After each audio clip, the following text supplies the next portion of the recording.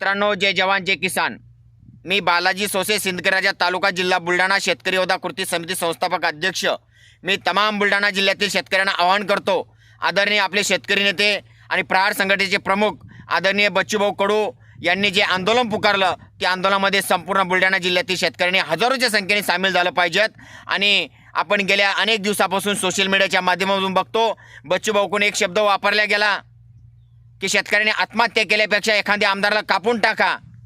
हा शब्द वापरल्यानंतर जे सरकारमधले बांडगुळाच्या गांडीला आग का लागली, सरकारमधल्या बांडगुळाच्या गांडीला आग का लागली, हा माझा प्रश्न आहे. पण तुम्ही दिलेले शब्द तुम्ही पाळले नाही आणि तुमच्यामुळे आमचा शेतकरी आत्महत्या करतो. याला जबाबदार तुम्ही आहे. खऱ्या अर्थानं तुमच्यावर 302चा गुन्हा दाखल व्हायला पाहिजेत. कारण काय बोलले होते या महाराष्ट्र राज्याचे मुख्यमंत्री, शेतकऱ्याचा सातबार करूया, कोरा कोरा कोरा. तेव्हापासून आमचा शेतकरी आत्महत्या करतोय आणि तुम्ही जबाबदारी आम्हाला आत्महत्या करण्याला. तुम्ही दिलेले शब्द पाळले नाही. तुम्ही दिलेल्या शब्दाला आम्ही वचन म्हणून सांभाळलं.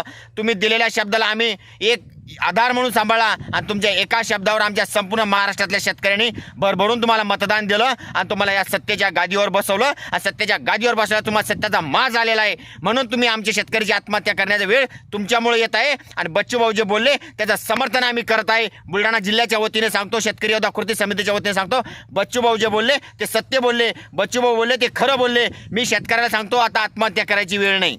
आता येणाऱ्या 28 तारखेला चला नागपूर, येणाऱ्या 28 तारखेला नागपूरला जायचं आहे आणि या सरकारच्या पायाखालची वाळू आपल्याला सरकवायची आहे. जोपर्यंत कर्जमाफी मिळणार नाही तोपर्यंत बच्चूभाऊच्या पाठीमागे ठाम दिशा उभं राहिलं पाहिजेत आणि या सरकारला धारेवर आणण्याचं काम आपण करायचं आहे. नाही तर येणाऱ्या काळामध्ये हे आपल्या सरकार आपल्या शेतकऱ्याची आत्महत्या नाही, सरकार या शेतकऱ्याला कापण्याशिवाय पर्याय राहणार नाही. सरकार हे शेतकऱ्यावर गोळ्या झाडणारे, शेतकऱ्यावर हे मारणारे, हे सरकार शेतकरी नायनाट करणार या देशामधून आणि फक्त संपूर्ण या देशावर लोकशाही आणणार, याची फक्त त्यांचे उद्योगपती या ठिकाणी आणणार आहे आणि या महाराष्ट्रातले या देशातले शेतकरी ते संपवणार आहे. म्हणून मी सांगतो, सर्व शेतकऱ्यांनी एकत्र या आणि बच्चूभाऊच्या पाठीमागे उभे राहा.